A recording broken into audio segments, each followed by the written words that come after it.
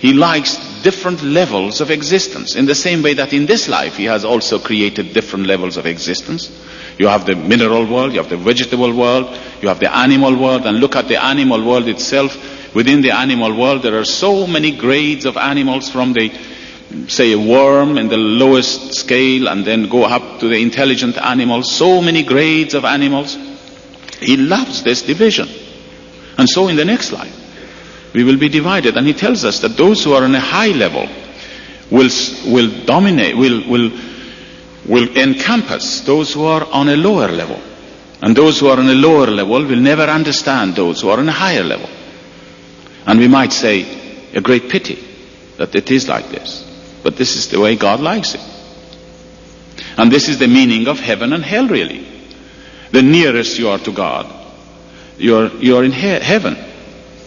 And if you are on a lower level, it is deprivation. It's all relative. It's all relative terms. Heaven and hell is a relative term.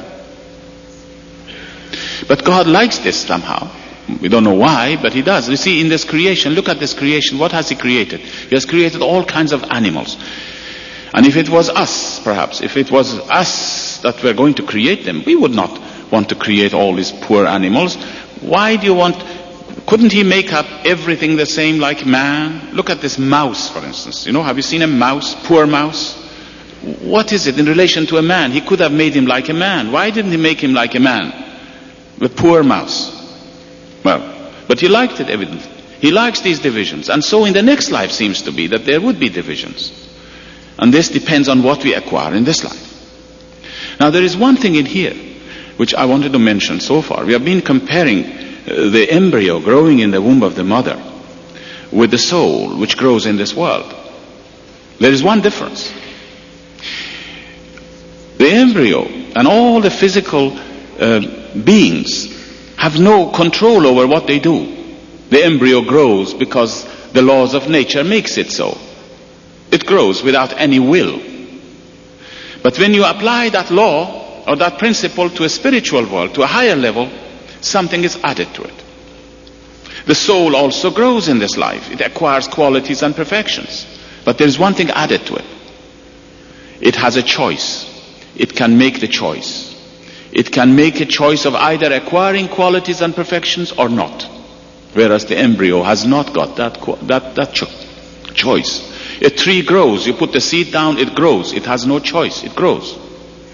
But a man has a choice to either grow in the right way or the wrong way, to acquire qualities or not acquire qualities. This is a great difference. When you apply these laws from the world of nature to a higher level, you will find that these things are added to it. And as I mentioned, this is a very important point, really, I think, in our study of the teachings of the faith of Baha'u'llah or any religion.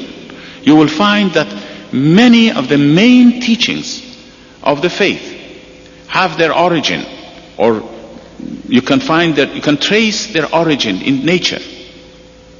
You can see that nature, in fact, is a reflection of the teachings of God.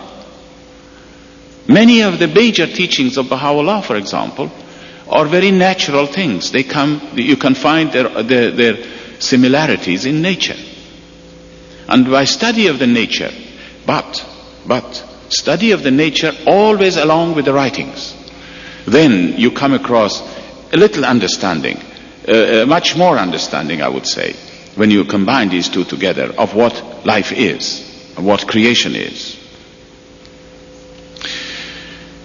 Now, so we said that how the soul acquires, the purpose of life is that we acquire qualities and perfections in this life, and we carry them with us to the next stage, which is the spiritual worlds of God. And from there we start our journey. And that journey will never end, according to Baha'u'llah. He says that man has a beginning, and that is when we are created, but it has no end. That it will continue as long as God exists. Can you imagine this great glory of being born and living, and then never ending this journey, always going closer and closer to God, but he never reaches him in the spiritual worlds of God.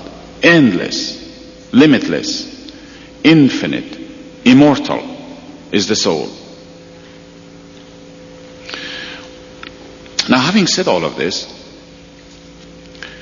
I wanted to mention another dimension in here in relation to the soul. A very important dimension. So important that all that I have said so far is really becomes only partial when you look at this particular dimension.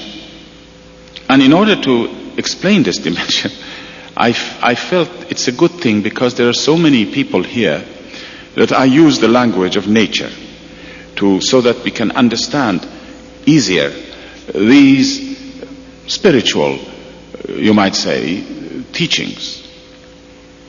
It's a very great help. But again, as I said, these are all, when you look at it carefully, you will find, if you can say it without referring to nature, it will be the same as what is in the writings. Always, always Baha'u'llah and Abdul Baha have used a great many such examples that I gave in their writings. And now this particular thing that I wanted to mention is this, that we'll go to nature. Let me take you to nature again. In nature you will find anything which has an organic growth always begins its existence with a seed. You plant a seed in the ground, the seed grows, becomes a tree, the tree grows, eventually becomes mature, and so on. And the same thing is with the soul. Our soul is exactly the same thing. It has an organic growth. It begins with a seed, you can say, a spiritual seed. And then it grows and acquires qualities and perfections in this life, as we said, just like a tree which grows. But a tree, comes a point in the life of a tree that it must give its fruit. And when it gives its fruit, we say that it has fulfilled itself. You know, a tree which gives its fruit, it has fulfilled itself. That's because it was created for this purpose of producing its own seed. This is a state of maturity, giving birth to something. Now in life, you will find that a tree cannot produce a tree by itself. It has to be pollinated from a different source. A mother cannot give birth to a child on her own. A female cannot give birth to a child on her own. There must be a relationship with a male factor, with a male, so that the female conceives a child. And then when it conceives a child, she will give birth to a child. And our soul is the same thing. Here must act as a female. If it is going to fulfill itself, the soul must produce a child, must give birth to a child. Our soul now, I'm not talking of the body, our soul. But where does it turn to be fertilized, so to speak? Now this is the point. Where does it turn to? It has a choice to turn wherever it likes. But Baha'u'llah and Abdul Baha, in the writings, you can see in this analogy that I give you, which is perhaps my own analogy, but you can see it, what they are asking us to do. They say that our soul, which is now acting as a female and wants to produce a child, should turn to the influences of the manifestation of God, to the influences of this great, the word manifestation of God is a word that Baha'is use to indicate the prophets and the founders of great religions. At each age there has been manifestations of God. In this age, we Baha'is say, this is Baha'u'llah.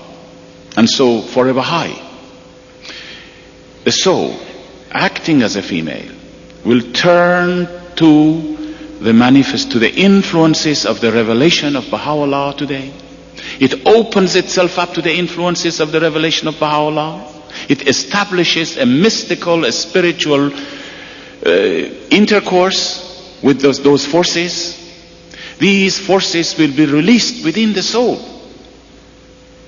And then comes a time that the soul becomes pregnant, so to speak.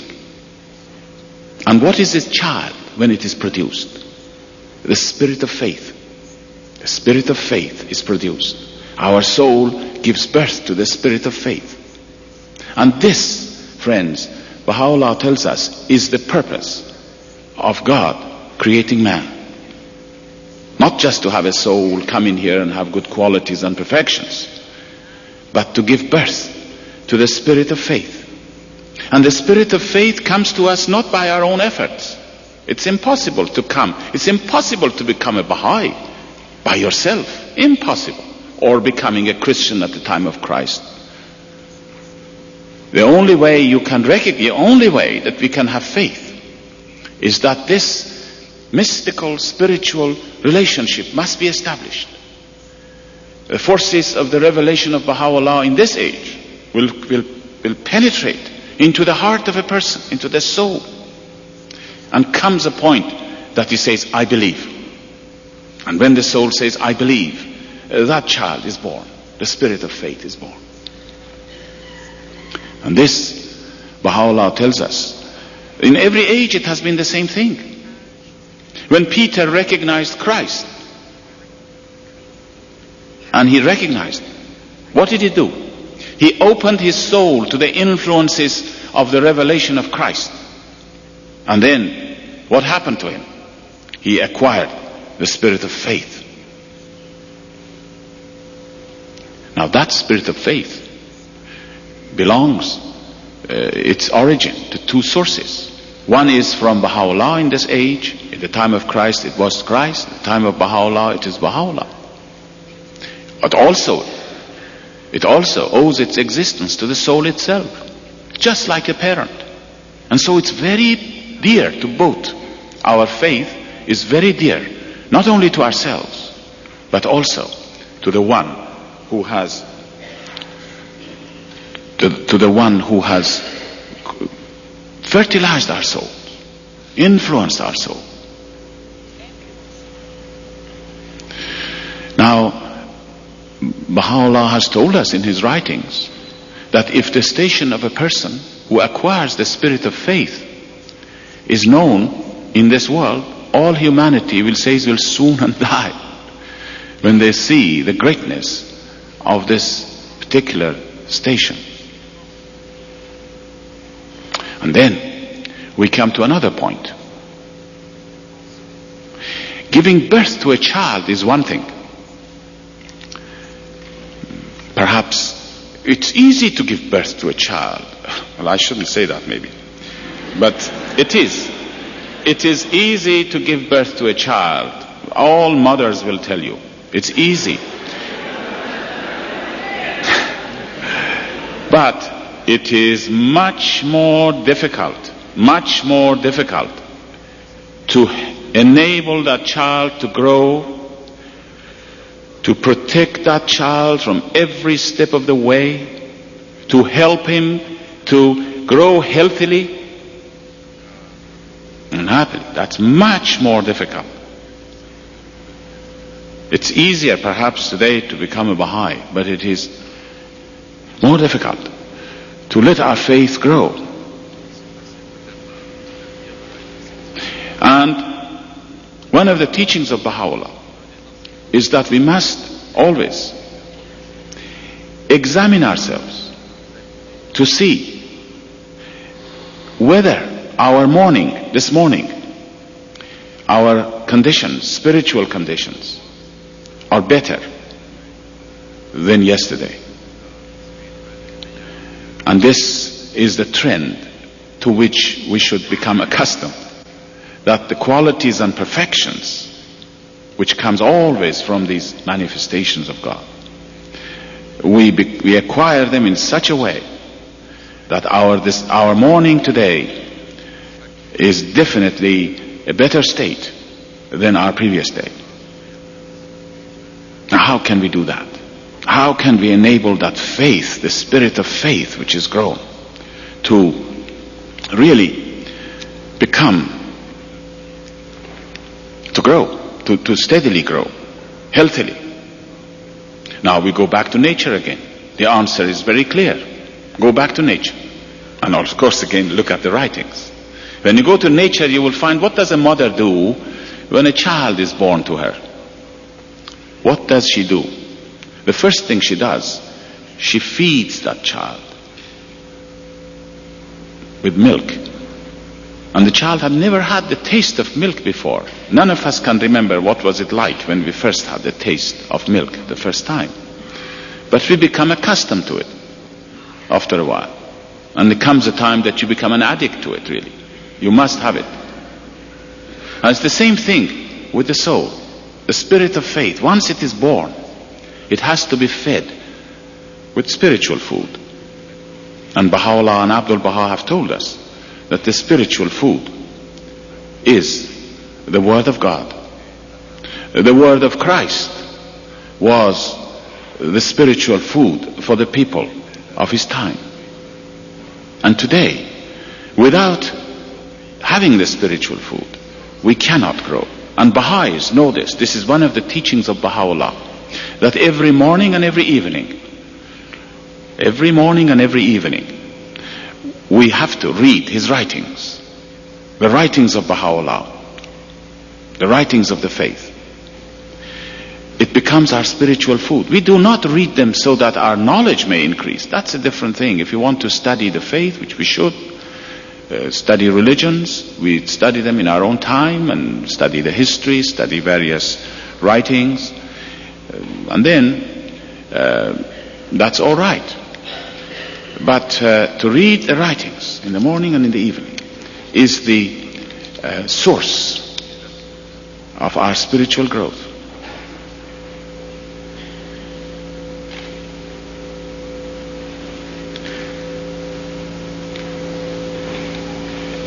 I feel that this subject of the soul, which I have given to you in the form of mostly going to nature and drawing a parallel, is so important, so vital for the achievement of all the great hopes that we have for the world of humanity. That if peoples of the world would realize that these few days that they are living in this world is not worth fighting, is not worth disliking, is not worth disagreeing, because none of these things we can take it with us into the next life. None of these things. They're all negative things. Then, if they would realize, if the peoples of the world, and this is, I think, our function, more and more, to explain to people that a human being, the major part of a human being, is his soul. And it is that soul, that if that soul is perfect, if that soul establishes, as I said, a mystical relationship with God, and recognizes that truth, then the world conditions will be so different. And we, as Baha'is, wherever we go, we incline to people towards this particular understanding of spiritual values in the life of man. And it is in this way that the soul can play a major part in establishing, now that we are talking about peace or anything else which is worthwhile in human endeavor, we can establish it by recognizing the spiritual values in our soul. And this is why the subject was brought today, so that we could focus our attention to, and always remember this, that our soul must grow day by day. Because in this life, things are either growing or declining. There is nothing stationary. So if I feel that there is nothing happening to me, I cannot feel anything great, it means that perhaps I am on the decline. And to be always.